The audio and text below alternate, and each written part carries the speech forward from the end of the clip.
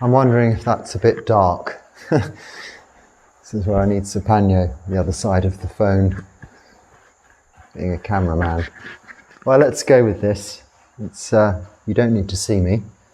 I'm going to answer some questions. I've just finished evening chanting, which, well, first attempt at chanting something in English during a puja. In fact, ever, I think, really, outside of an English monastery visiting. So not used to that.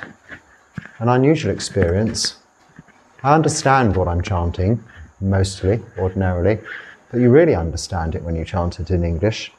So it's very nice, but new to me. So it's very much work in progress, this evening puja, morning puja, live chanting. I'm using this opportunity, being here pretty much alone, except with the Samaneras to help out, to establish a routine in that respect. I have a very good routine in terms of my meditation and monk's life. But in terms of the devotional side, where I'm moving from place to place, very often I don't have formal morning puja, evening puja at all. I reserve that for when I'm staying in a temple or a monastery, and then I fit in with their own style. So this is something I'm playing around with, and I welcome your comments. Oh, Supanyo, is it too dark, the screen? Can you see me? Some black. Maybe the light, you think Supanyo suggests the light. Thank you, Supanyo. Very helpful. Oh, well, is there this one? Very nice, thank you. Hello. Namaste. Better? Ah, thank you. So it's all experimental, and I very much welcome your suggestions and comments. Now, somebody asked that I chanted the Kalyana Metta Sutta in, I get Kalyana Metta and Kalyana Metta mixed up, the Kalyana Metta Sutta in English. So that's what I've just done. And, well, we'll see. Questions? Well, but can change. Yeah, I still don't. There's one question here that's I keep meaning to look at that a little bit better. What do you?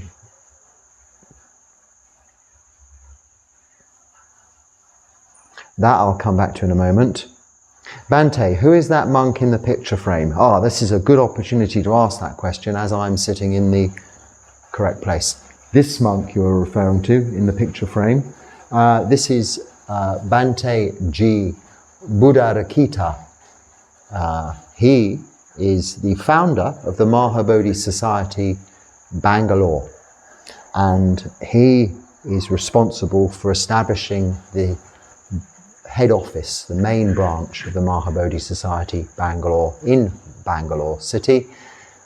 I think in 1956, something like that, after having wandered as a sadhu in India after Indian independence, and it's flourished, it's been successful. They have, the Mahabodhi Society of Bangalore have branches all over India, southern India, northern India, northeast India, and in most of the states. So it's a large organisation, and it is a sister organisation to that you might have heard of, the Mahabodhi Society, without Bangalore, after the name, which is responsible for the upkeep, maintenance, I suppose, guardianship or ownership of the Mahabodhi temple in Bodh Gaya, the site of where the Buddha was enlightened, and also Bodh Gaya, where I took my own higher ordination, Upasampada ordination, now a couple of years ago. I took my Samanera ordination, first became a monk a few years ago now, in Bangalore, in the main branch there. But this monk, he died in I think 2003, not 1993, 2003, I know it's a 3, no, maybe 2013. Sorry, I'm not very good on my dates. It's not that, I know it's a 3. I don't even, I have to remind myself it's 2023 now. Of course, in Thailand it's 2566, so who knows?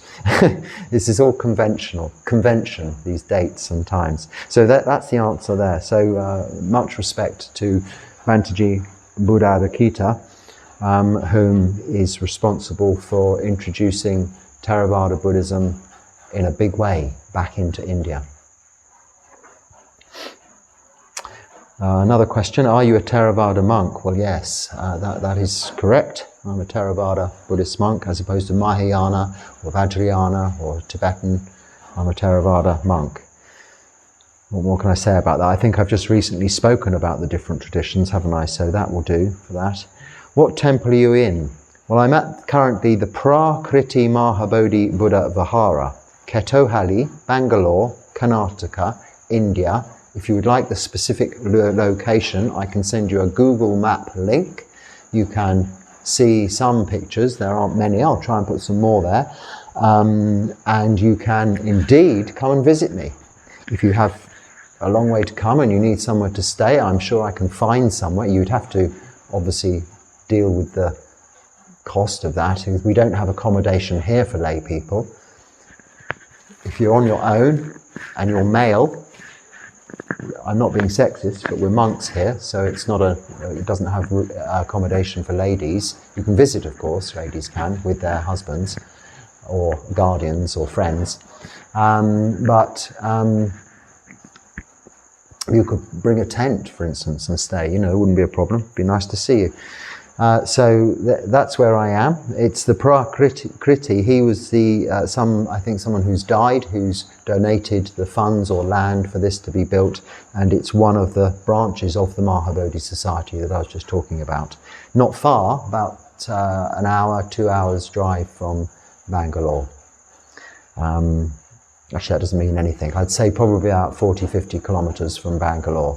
The time it takes is dependent on traffic, of course. So that's where I am for the Vasa, for this 3 months of, if you can hear it, rain. We have very little rain so far, for the monsoon season anyway. But here we are, we have some rain. I kind of knew there was going to be rain because we've had no electricity. For some reason they turn the electricity off for quite some time before you have rain. It happens in most of the places I've stayed, in this state anyway, in India. Okay. Regarding what I spent here, I'll go back to that question, this question now, which is a very good question. What do you do with the money generated from ads on this channel? I'll read my answer, just in case there are recurrent either legal or local taxation issues or questions of the Sangha, so that I have my answer in writing. But it's quite a simple answer because there isn't really any income. But I should answer the question clearly and properly. If and when it does. So the question was, what do you do with the money generated from the ads on this channel? Well, first I should say I've turned the ads off. The channel is what they call monetized, because if you get over a certain number of subscribers and watch hours and this and that, you can monetize your channel to make money from it. But that is not why it's monetized. if you don't monetize it, I think, and I'm not sure, YouTube will put adverts all over the place, and they will choose the adverts that they put throughout the videos and to maximize their revenue from providing the service that is free for you to put your videos for all to see. So it's a very good service. So if you monetize it, therefore you are claiming a percentage or a portion of that revenue, you have some say and control as to where those adverts appear. Because therefore, if you say no adverts, you get no income, and they don't expect that to be the case. But of course, for a monk, for me, that is the case. So it's been monetized in order that I can turn the adverts off. This is why during the videos you don't get any adverts, because that would be inappropriate and frankly annoying, unless you have YouTube Premium when you have no adverts anyway. There will always be adverts before and after, because that's out of my control as far as I know. From that, I guess there is some revenue generated, but that I'll explain in my answer to whom I wrote this answer to.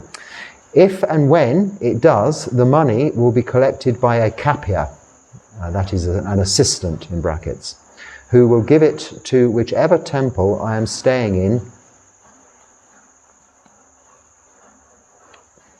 Who will give it to whichever temple I am staying at as Sangha Dana. So it will be donated to whichever temple I am staying at. So far, from over 1,400, that is 1.4 thousand videos, 3.2 thousand, which I think is now 3.3 thousand subscribers, 400,000 views and tens of thousands of watch hours, this channel has generated less than 56 GBP. That's 56 pounds. So I don't know how many euros or dollars that is. That's about 5,000 rupees or something like that, but it's about 56 pounds, which is below the payment threshold. So even after all of those, those subscriptions, viewings and hours watched and all this, that's all it's generated in 1 year. It's coming up to 1 year. Less than £60, which is the minimum, which is the threshold that they would pay any money out. Yes, so it's by no means a big earner, in case you think it's that, and which is below the payment threshold. As you can see, it takes a considerable amount of effort and energy to make money from YouTube, and this is not the purpose of my presence here. Oh, no, it's gone. And this is not the purpose of my presence here. Thank you for watching and your very useful question, which is much appreciated. It is a very useful question, and it is much appreciated. I'm not just saying that, because it should be noted, it should be mentioned that I don't actually contribute to this channel for an income, because I don't, as a monk, require an income. If there are any links for you to donate that appear on this channel, they have been put there at the request of subscribers in order that they can, for specific purposes, donate some money when it's been required, which has been very seldomly, but much appreciated when it has been. Other than that, I think that's fairly clear. But of course, as a travelling around monk, I do occasionally receive, when I've been staying in, as I was in Thailand, there it's different, but it seems to be the case when you're going to leave, all of the lay people that have come to know you in your time there club together and give you, it seems, a huge amount of money in an envelope, because you can't touch it. And of course, I was gratefully received it. You have to, because it's dana, but immediately gave it to the abbot of that monastery where I've been staying and said, please use it for whatever purpose. And he said, yes, we will use it for water and electricity and contribute to a chedi or something they're building. I mean, what they use it for is, I don't mind, but I don't want to receive any financial donations like that. So wherever I'm staying gets the benefit of it. Last year in Tumkur, where I spent the Rains retreat, there, any financial donations that were given to me, I passed to the manager of that particular vihara immediately, or via the kapia. So that's how it works. That's what would happen when any money is generated by this channel. But as you can see, it's in insignificant amounts and it's unimportant. But it is an important question that should be answered by me.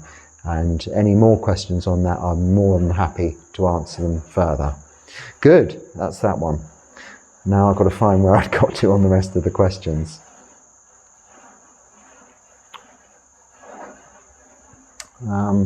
Yeah, I think I spoke about this the other day, about meditating with your eyes open or closed. Well, yeah, I'm sure I've answered that. I think you're going into a little bit further to the same question. Oh, no, just gently closed, relax, close your eyes. You know, it's neither here nor there. You're going to see light whether your eyes are closed or not.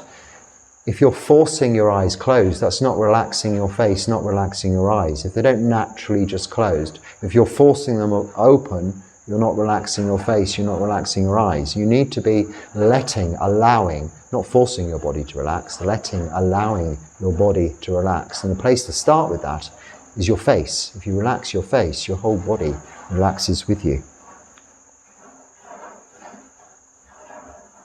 Oh, this is a good one. There are many they're all good ones.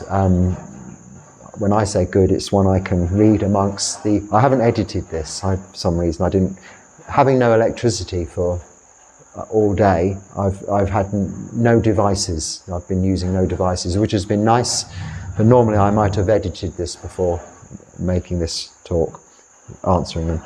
There are many non-virtue we can do from body, so why Buddha only asks us to avoid killing, stealing, sexual misconduct? Okay, so what you're getting at there is there's all these things we could do, non-virtuous behaviours, immoral activities of body, speech and mind. Why is the Buddha only saying no killing, no stealing, no sexual misconduct? He was also saying in the 5 precepts, no lying and no taking of intoxicants.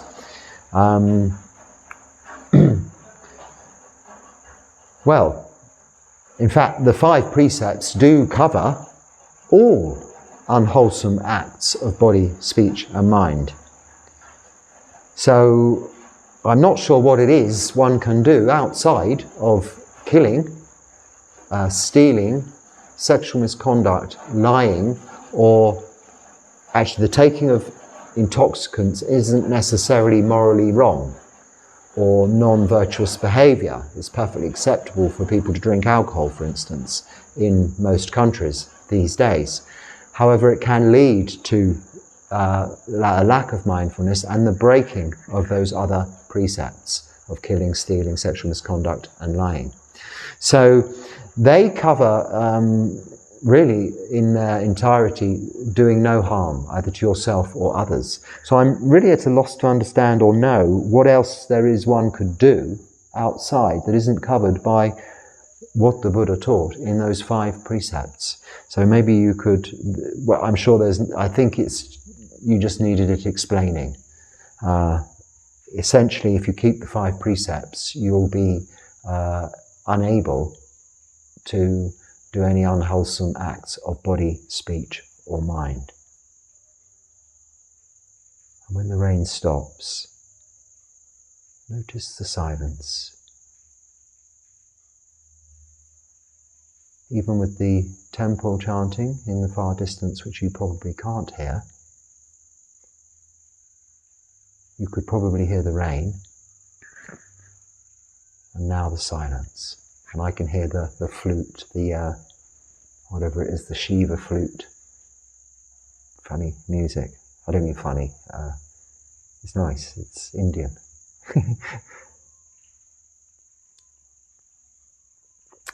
Thank you for showing us, but it's not easy to wear robes. No, it's not that easy. It takes some getting used to. I did answer, yes. You get used to it. I will probably find I want to talk quietly now the rain's stopped. I would probably find a shirt and collar, actually, a collar and tie. I always found that a little bit uncomfortable, frankly, but now, even more so, it would feel very strange. Also, to wear trousers. I mean, trousers, and even, dare I say it, underwear, would be quite an unusual experience for me after now, at least 3 years wearing robes, but even prior to that, I wasn't really wearing conventional attire, Western attire, staying in Thailand for most of the time, or Cambodia, or travelling around, or even when I was living on the beach. It didn't really matter. There was no one in England. There was no one around, so I would wear very loose, almost like Buddhist robes, but not, more white, some of this colour, but just to keep it simple, really. I had just one item of each thing, so that I was getting used to having just these 3 robes. So yeah, it can seem like it's difficult when you look at how we put them on, but you get used to that. And actually, just having 3 items of clothing, a lower robe, an upper robe, and an outer robe, what could be more simple than that? There's no decision to be made in the morning. Oh, what shall I wear today? Or, oh, I forgot to wash this shirt, or I didn't iron this.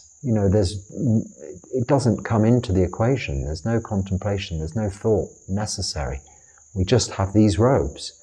One part of it you can wash and keep yourself covered whilst that's washing and drying. And it goes on like that. This part we only really wash every 15 days. It's become now the pattern, being in Thailand where they're very strict about that. So I'm continuing that.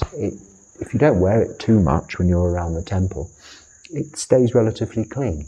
So that's that. Something there about, I really should have edited these.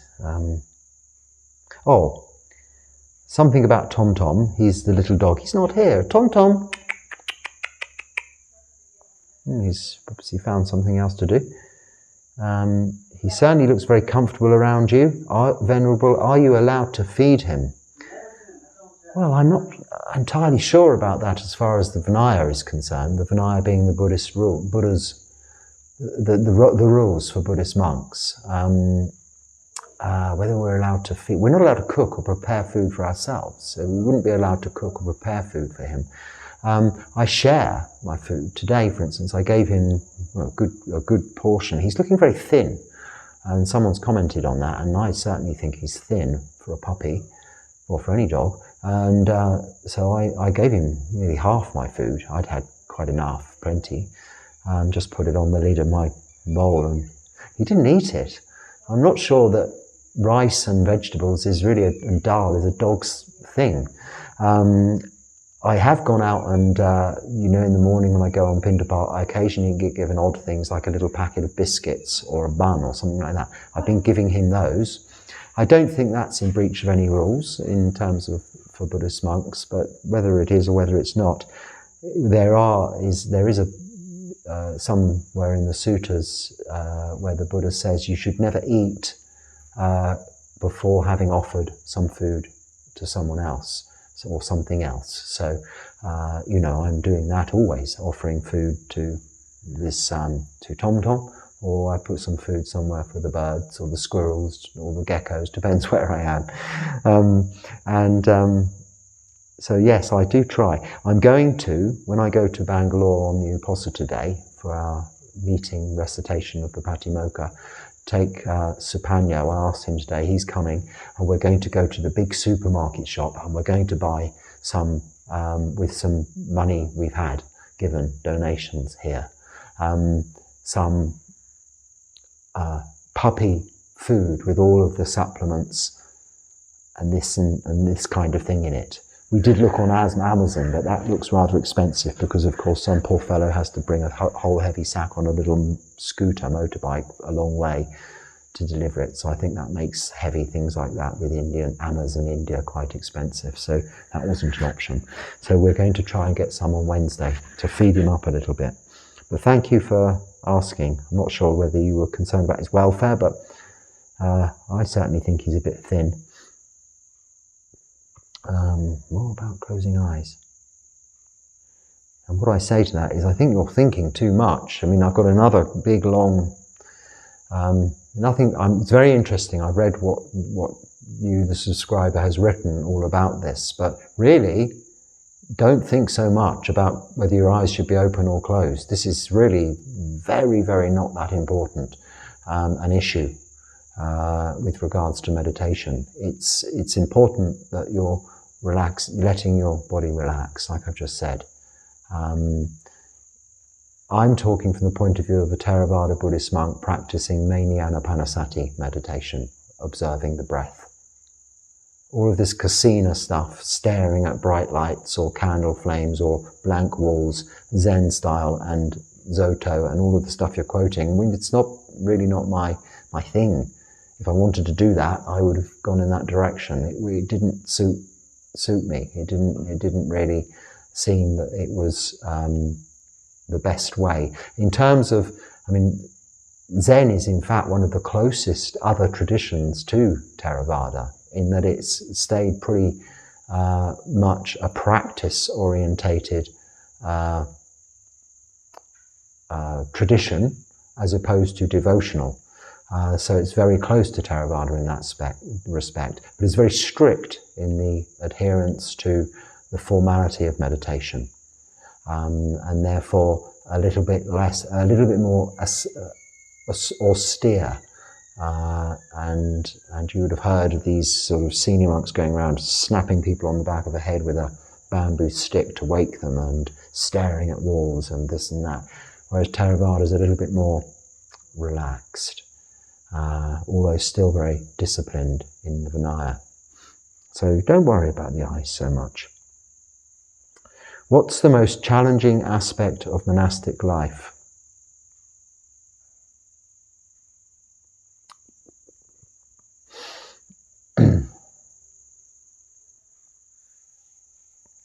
Well, if it's really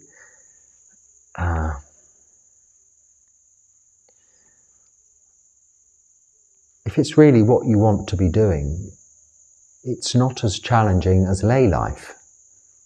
This is why I'm struggling to answer the question. I can think of many challenging aspects of lay life that I don't have as a monk. So the few challenges as a monk that I face are really not that challenging. So I might be living in unusual places. Well, you don't have to be a monk to travel and live in unusual places. That's to some extent my choice. I could be a monk and live in a monastery in England without any problems like this at all. I choose to travel. So that's not really, it's not what your question is referring to. You're referring really to the 227 Bhikkhu rules of all the things that the way we have to do things and the things we're not allowed to do. But primarily, there would be the 8 precepts that are the most obvious, and not even the 5, because keeping the 5 precepts, once you've really understood them, of no killing, stealing, sexual misconduct, lying, and taking of intoxicants, and you've been doing it for some time, establishing that whole ethos of no harm to yourself or others, that isn't at all challenging. In fact, it becomes very reassuring and comforting and very helpful in your life. So that's not challenging. But of course, when you go into 8 precepts, which are nothing to do with morality or virtue, so sexual misconduct becomes celibacy, no sexual activity whatsoever. Of course, that is difficult for all monks, nuns, because it's our natural human instinct to procreate, and we are used to relationships, and that is something that is part of renunciation. But this, over not that long a time, is like any craving, any desire, any addiction really, because it is the way it works. It is an addiction. We get good feelings as a result of our sexual relations, which we want to gain. But as we know, with all these good feelings, they become less satisfying, so you're always looking for more, which is how relationships can often come to a sort of a sorry end, but not always, but it can happen. So that with time isn't so much of a problem. Music, entertainment. I say music, it came out, I should have said entertainment, but there's probably an idea. Music, I find, is if there's anything at all that's challenging, it's not so much listening to music, but really we're not allowed to sing, play music. I mean, I can't play any instruments anyway, but I really enjoyed music as a layperson, and as a monk, we can't. It really does specifically come under entertainment, so we can't listen to music or perform. Well, I wouldn't perform anyway, but you know what I mean. Wander around the house singing a song that you like. That's not acceptable.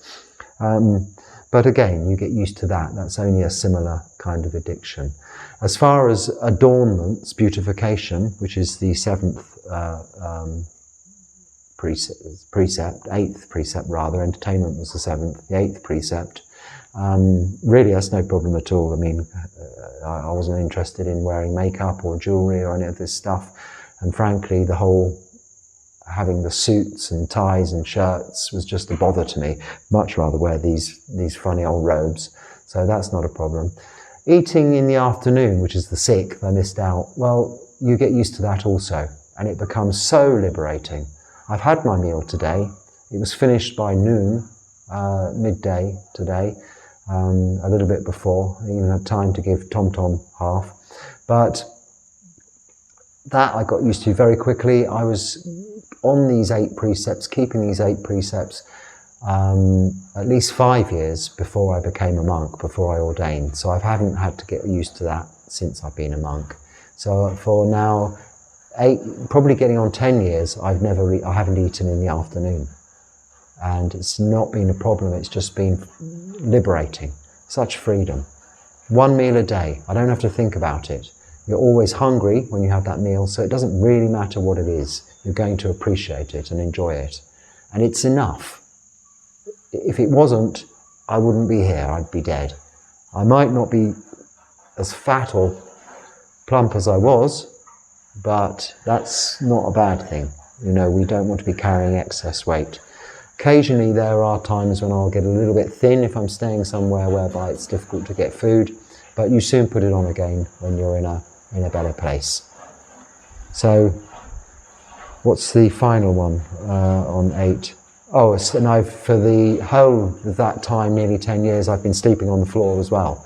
And before, when I had a nice bed and a comfortable flat, I did have some neck problems and some back problems. Nothing serious, just usual middle-aged aches and pains, you know, normal thing. Honestly, since sleeping on the floor, I've had no neck, well, I've had one neck problem, but that's an injury, not an usual neck problem. I've had no back problems, even backache or neck problems or anything. I lay on the floor sleeping on nothing more than one of these rush mats. I sit on the floor. I don't ever sit on chairs, unless I'm on a bus. And then even on an airplane, I put my legs up like this, so it's the same sitting on the floor. And since in that time, I've never had back problems, no aches, no pains.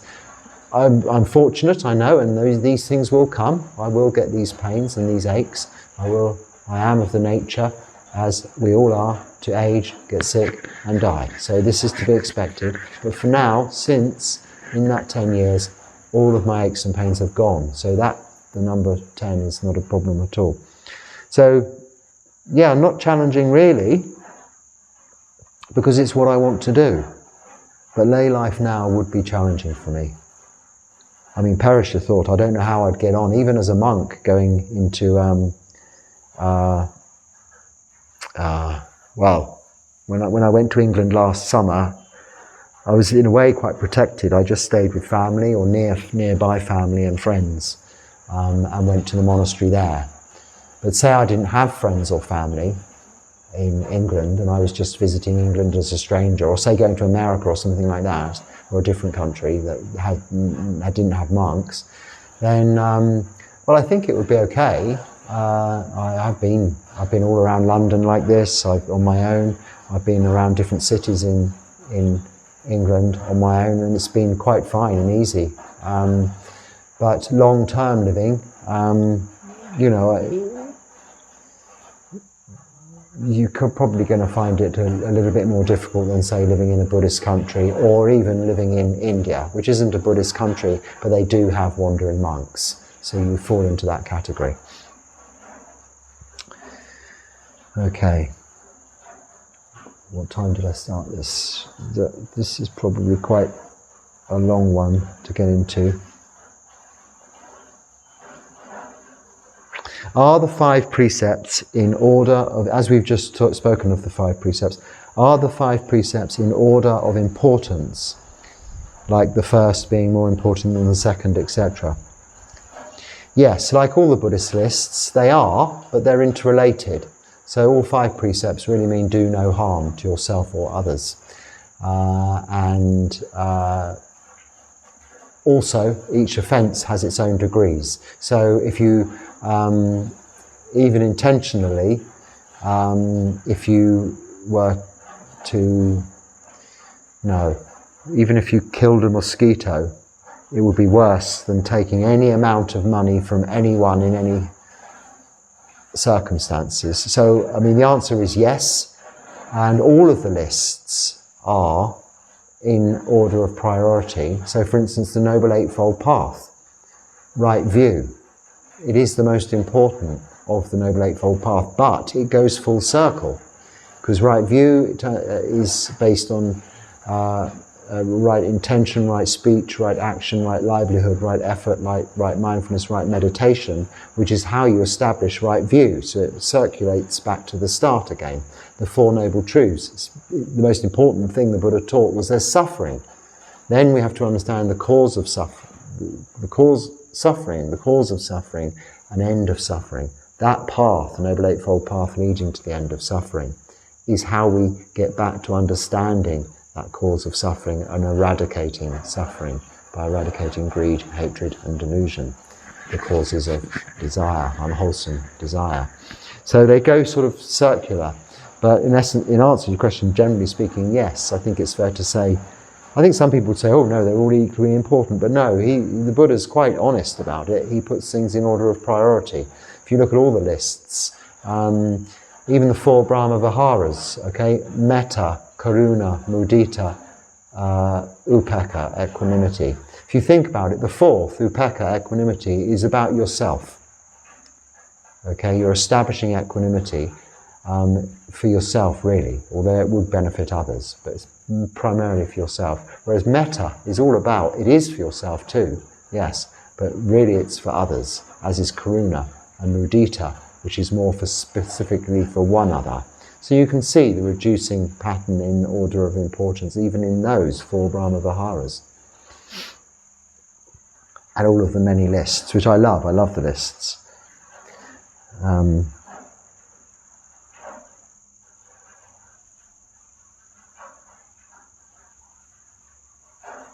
How do I quit smoking when I'm around smokers and stop bad habits?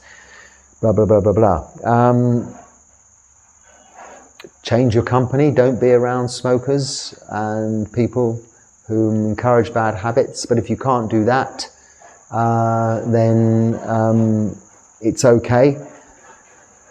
I think you could just, there are 2 or 3 videos already here that I've spoken of this at some length. It's they will be, if you search in English monk addiction, they come up.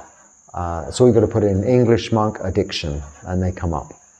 And I talk at some length about how we deal with addiction. It's understanding the root cause of desire, that's all it is. You say about laziness, well, laziness is great for giving stuff up because all the stuff we do requires effort. If you want to smoke, you've got to buy cigarettes. So how do you buy cigarettes? With money. To have money, you've got to work. So if you're lazy, you won't want to work, you won't have so much money, you can't afford cigarettes, it's going to stop you in your tracks. So, taking it more literally though, say you, I used to smoke, and I used to roll my cigarettes up, like this, and I used to have to make lots of them, because I smoked so much, and I didn't want to interrupt my day rolling them, so I'd have some pre-prepared. And it became such a bore having to roll 12 little roll-up cigarettes. I thought, oh, why am I doing this? You know, if I just didn't smoke, I wouldn't have to do this. So it was one incentive, because of my laziness, to stop. So use laziness positively towards assisting you with reducing or stopping what it is you're addicted to. I'm a great believer in cold turkey, just stopping. Reducing doesn't really work, and I have done this. I have experience of, what do you call it? Not specifically renunciation, but I gave up smoking. You have to, of course, give up drinking alcohol if you want to keep the 8 precepts. Smoking's allowed. I mean, this came as a secondary thing, really. And I gave up eating meat. I mean, that was nothing to do with the precepts or even Buddhism. But I thought it was a good thing to do because it made my life cheaper, was the primary reason. Because of my laziness, I didn't want to work so much, and it's a lot cheaper if you are able as a layperson as you are to cook for yourself. It's a lot cheaper to be a vegetarian because you can buy cheap vegetables and spices and things and cook relatively cheaply. As soon as you've got to start buying sausages and bacon and pork chops and lamb chops and roast beef and fillet steaks, life gets a lot more expensive. So yeah, that's why I did that. And time must be getting on, but is there one quick short one?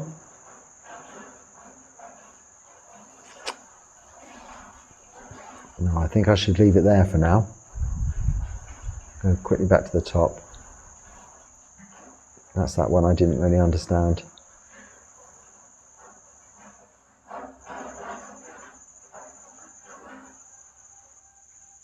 Oh, you don't want to sit there watching me scroll through a phone. So, thank you for watching, and we'll continue with the chanting in the morning and the evening.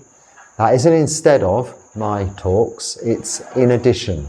So don't fear you're missing out on, because I'm doing that anyway, and all I do is press the button for YouTube for it to go live.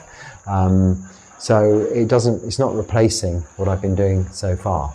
So thank you for watching. Thank you for subscribing.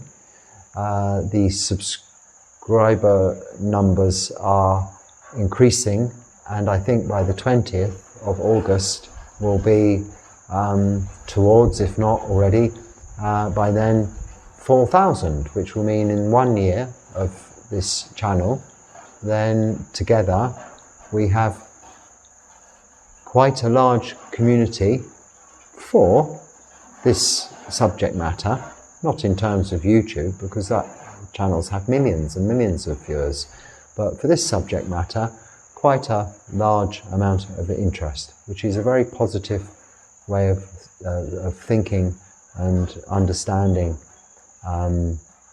what we're doing here, and it's encouraging. It's encouraging for me in my practice, if nothing else, and if I can share that enthusiasm and encourage you back, then this is how our interaction of lay people and monks should work. I support you, and you support me with your encouragement, with your comments and your questions. That's all I ask, just your interest, nothing else. And I will support you by answering those as best I can, those questions, and responding to your comments. So thank you. Anumodana and Sukhi Hotu.